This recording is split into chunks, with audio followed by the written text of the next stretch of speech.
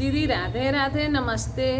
एगो भोले जी के भजन लेके आयल बाटी। सुनब से कैसा लगा था कमेंट में जरूर लिखब से साथ दे सके।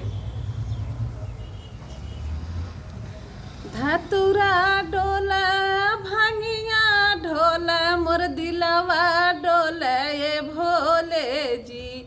भांगिया डोला धतुरा डोला मोर दिलवा डोला ये भोले जी।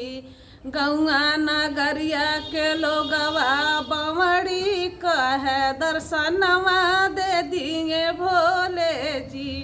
गौआ नगरिया के लोगवा बावड़ी कहे दर्शनवा दे दिए भोले जी।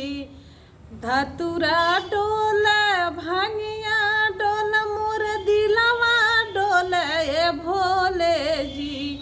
भांगिया डोला धतुरा डोला मोर दिलवा डोला ये भोले जी। गौआ नगरिया के लोगवा बावरी कहे दर्शनवा दे दिए भोले जी। गौआ के लोगवा बावरी कहे दर्शनवा दे दिए भोले जी।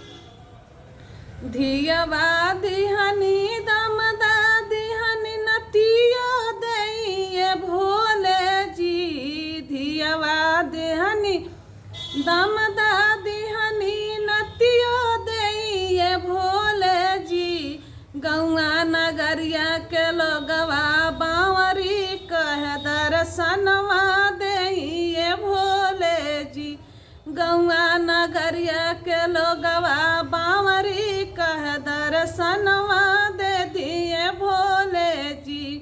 पुतवा दिहनी पतोहिया दिहनी अरे पोतवो दिए भोले जी। पुतवा दिहनी पतोहियो दिहनी अरे पोतवो दिए भोले जी। गौआ नगरिया के लोगवा बावरी कहे दर्शनवा दे दिए भोले जी।